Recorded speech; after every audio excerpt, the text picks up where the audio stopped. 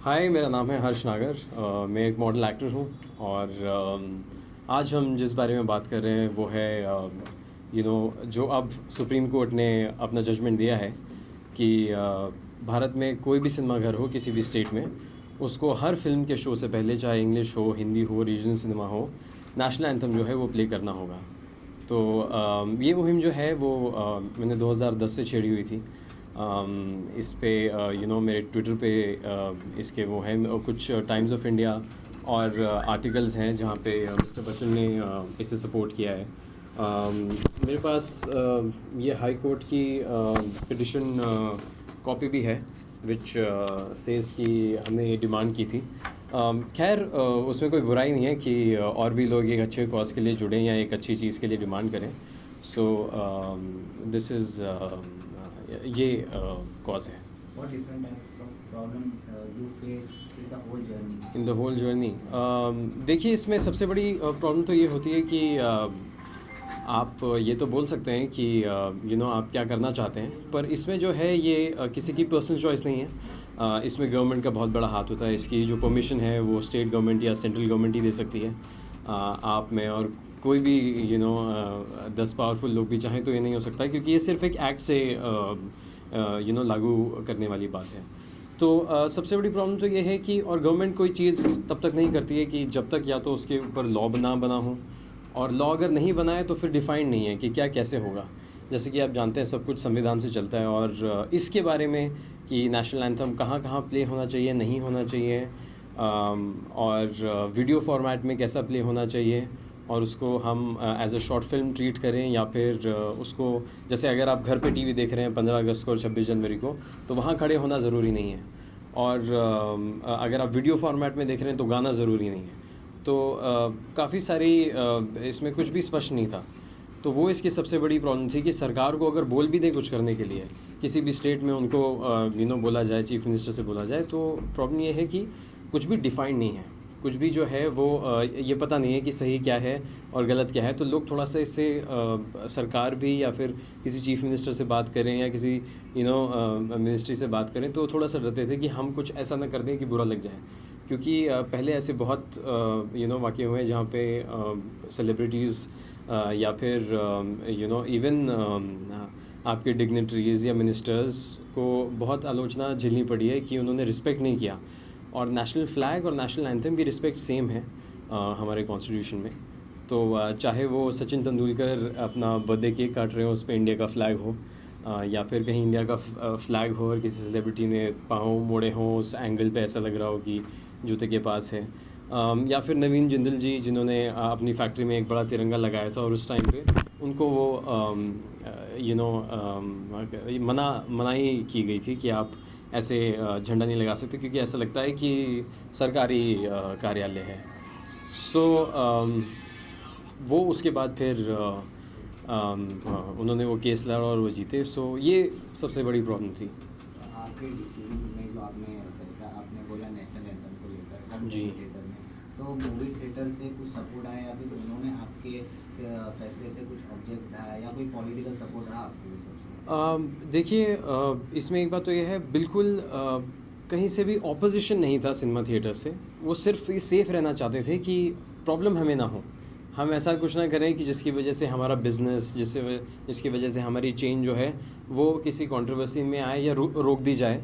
क्योंकि मतलब मैं नाम तो नहीं ले सकता, पर ऐसे कई लोग होते हैं जो पॉलिटिकल मुद्दे ढूंढते हैं, जिन्होंने तो मुझे ये भी कहा था कि आप इस चीज़ को अपोज़ करिए। मैं उनको कहता था कि महाराष्ट्र में जो है हर फिल्म के शो से पहले नेशनल एंथम चलता है और लोग खड़े हो जाते हैं, और उसमें ऐसी कोई डिसरिस्पेक्ट वाली बात नहीं है, कोई मारा मारी नहीं होती कि भाई तू खड़ा नहीं हुआ या ये खड़े नहीं हुए ये वो।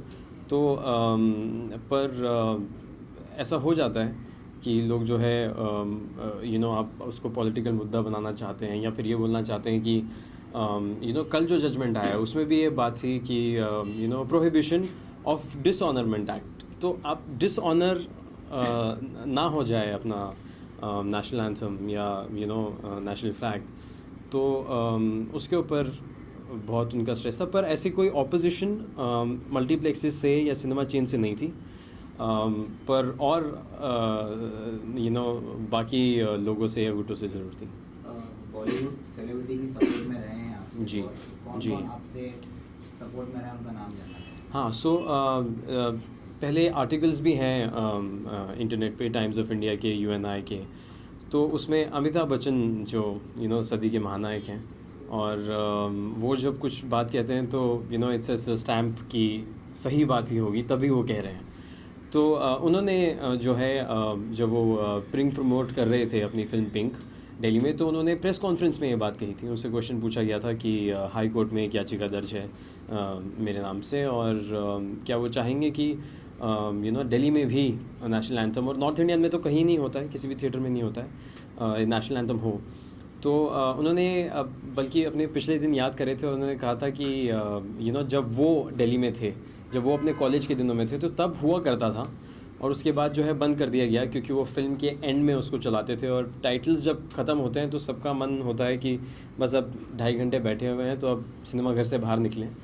तो उस समय कोई रुकता नहीं था सीरियसनेस उसको रिस्पेक्ट देने के लिए, तो वो डिसरिस्पेक्ट हो जाती थी, इसलिए उसको बंद किया था। बट अमिताभ बच्चन जी ने ये कहा कि यहाँ पे नहीं होता है क्या, मैं बिल्कुल चाहूँगा कि सरकार और कोई भी मिनिस्ट्री इसको वापस लाने में, अगर ऑल इंडिया होता है तो बहुत अच्छा है। और उन्होंने अपने भी कॉलेज के दिन याद करे जब वो फिल्में देखने जाया करते थे और नेशनल एंथम चलता था, तो उन्होंने सपोर्ट किया है। सुजीत सरकार जो डायरेक्टर हैं, बहुत ही कामयाब डायरेक्टर हैं, उन्होंने इस चीज़ को सपोर्ट किया है। उन्होंने ये कहा है कि वो वैसे बंगाल से बिलोंग करते हैं, और पर लेकिन वो अपने दोस्तों को बोलते हैं कि फ़िल्म देखनी है तो आप बॉम्बे में आके देखो, क्योंकि यहाँ पे जो नेशनल एंथम का एक वर्जन चलता है वो सियाचिन में जो हमारे सोल्जर्स कैसे अपनी लाइफ बिताते हैं और कैसे उसको सेफगार्ड करते हैं एक्सट्रीम स्नो की कंडीशंस में, स्नो स्टॉर्म में, एल्टीट्यूड्स में, तो वो दिखाया गया है। तो वो कहते हैं कि जब मैं फ़िल्म देखने जाता हूँ तो वो 52 सेकंड का वीडियो देख के उनके रोंगटे खड़े हो जाते हैं।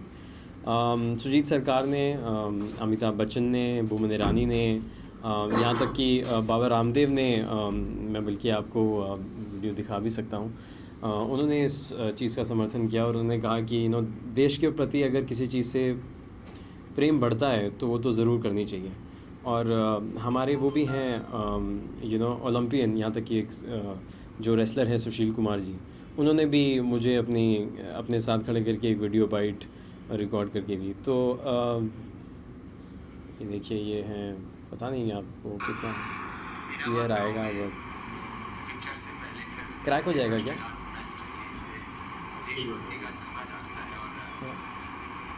क्रैक। देशभक्ति होना, ये तो किसी भी देश की पहली पहचान और उसकी आन-बान स्वाभिमान होता है। और पिक्चर से पहले ये राष्ट्रगान गाया जाएगा, उससे देशभक्ति का एक नया जज्बा पैदा होगा। और इस फिल्म को हमारा पूरा आशीर्वाद है, बेटे हर्ष के हमारा पूरा आशीर्वाद है। सो इन सब से बिल्कुल समर्थन रहा। एक्चुअली ये चीज़ ऐसी है कि जो भारत जो है वो एक शहर नहीं है, और उसमें बहुत सारी स्टेट्स हैं, और बहुत सारे स्टेट्स के कई सारे अपने बाई लॉज हैं। जैसे कि अगर आप पंजाब में जाएंगे तो वहाँ क्योंकि पगड़ी पहनते हैं तो हेलमेट पहनना ज़रूरी नहीं है, तो ये एक उनका सेपरेट लॉ है, अपना लॉ है। तो इस चीज़ को करने के लिए मुझे जो करना पड़ा वो था कि मुझे हर स्टेट के कैपिटल जाना पड़ा। साउथ में नहीं गया, but otherwise Jammu and Kashmir से लेके अपना गुजरात हो, कैलकाटा हो, एमपी हो, तो वहाँ पहले मैंने सारे चीफ मिनिस्टर्स को लेटर्स लिखे थे। कई जगह से जवाब आया, कई जगह से जवाब नहीं आया, और जवाब भी वो आया, वो ऐसा था कि हमने डिप्टी सीएम को बोल दिया है, और आप हमें लिखें कि इसको कैसे इम्प्लीमेंट कर सकते हैं। या कहीं से जवाब नहीं आया, कहीं से किसी आदमी से बात चल रही थी तो वो आगे नहीं बढ़ी। तो जब वो सब नहीं हुआ तो फिर मुझे हाई कोर्ट जाना पड़ा, और हाई कोर्ट ने एक्चुअली क्लैरिटी मांगी थी आपकी सेंट्रल गवर्नमेंट से कि आप बताएं कि क्या कर सकते हैं या नहीं। खैर ये भी बात है कि और लोगों ने भी कुछ, ये पहले भी लोगों की मांग रही है, कुछ लोगों की, और अभी भी जो चौकसी जी की कल पिटिशन था तो वो भी सेम ही मांगे, मेरी भी उनकी भी। तो एक अच्छे कॉज के लिए ज़्यादा लोग भी लड़ें तो मुझे उसमें कोई प्रॉब्लम नहीं है। जी। yesterday only that the three Bollywood celebs support your decision. हाँ जी जी जी, मैंने देखा वो। सोनम कपूर हाँ and Sonakshi Sinha and Arjun Rampal. Ji. They are all agree with your decision.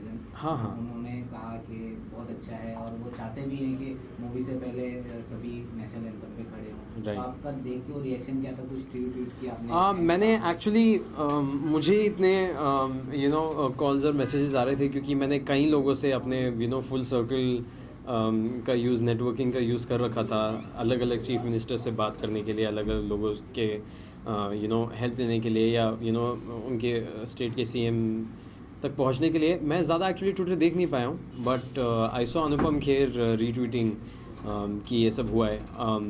Sonam Kapoor के साथ तो मैंने स्निकर्स की एड में काम भी किया है. So I am really happy that, और ये होना ही था.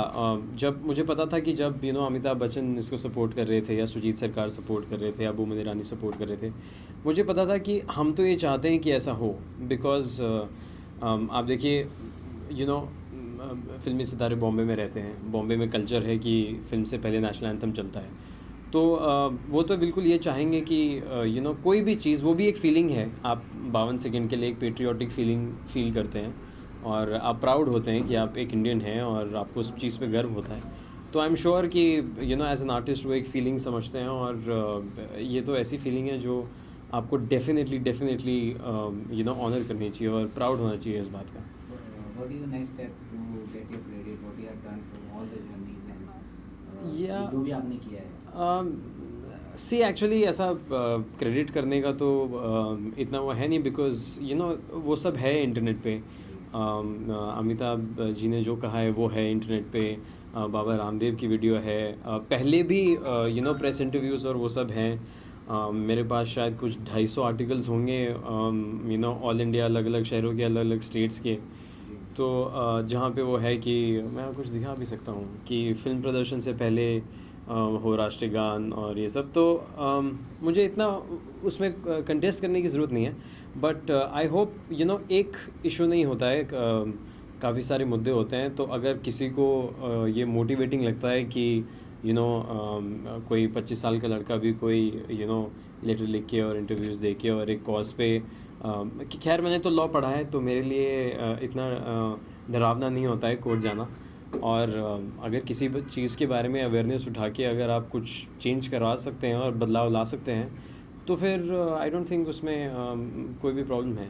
जैसे कि मैं आपको ये दिखाता हूँ, ये चंडीगढ़ की क्लिप है, विच इज़ ये सितंबर की क्लिप है.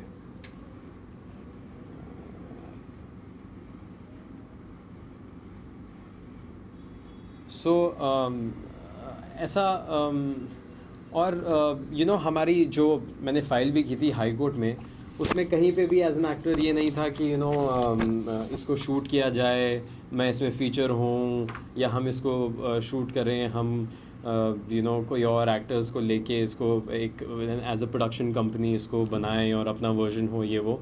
एंड जो एक्चुअली कल जजमेंट आया वो एग्जैक्टली वही है कि आप इसे किसी भी चीज़ से कमर्शलिज्म में यूज़ ना करें, इसका कोई भी फ़ायदा ना उठाएं. मतलब ऐसा नहीं है कि आपकी नई पिक्चर आ रही है तो आप उस स्टाइल में वंदे जनगण मन कर दें, या फिर आप अपना कैरेक्टर वाले कपड़े पहन लें या कुछ कर लें.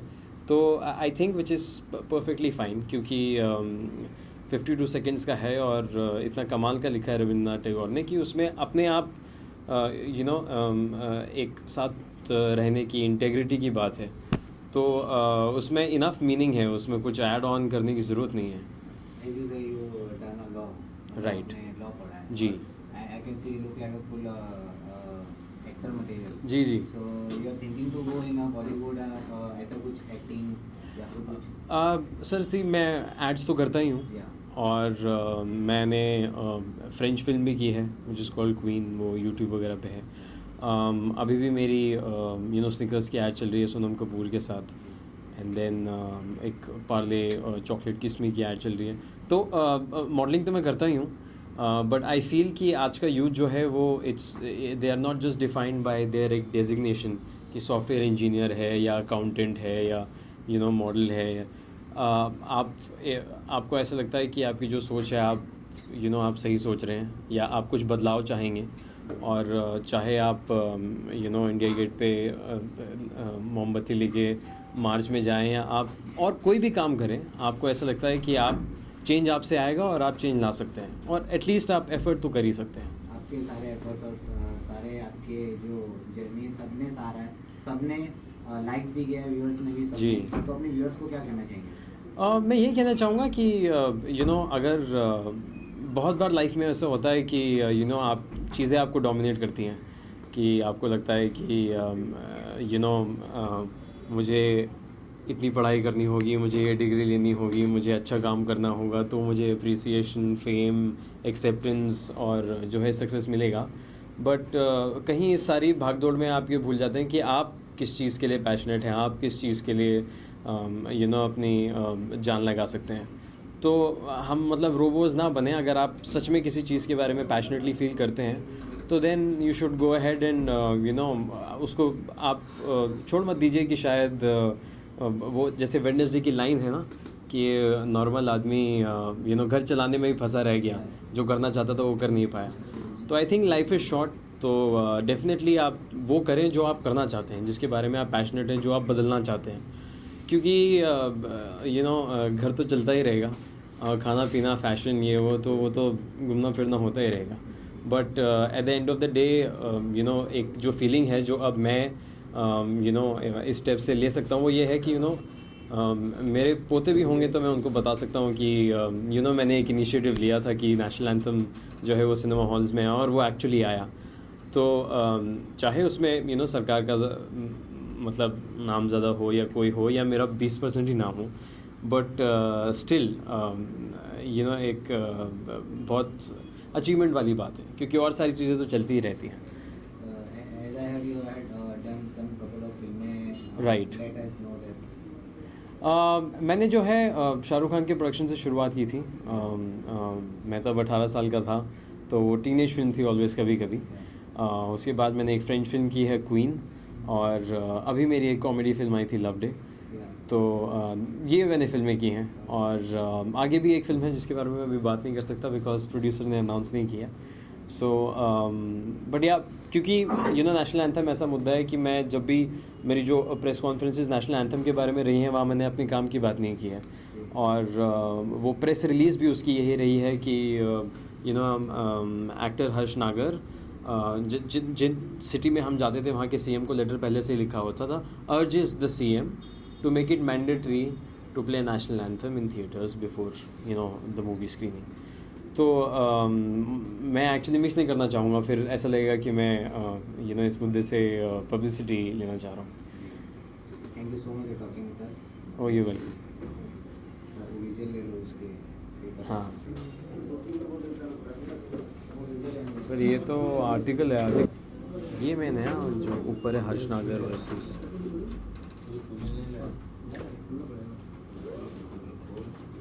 बैट तो चिल कर मैं तू अच्छा ये हाय आज कुछ बच्चे और जुड़ गए। अच्छा टीम में कुछ हो रहा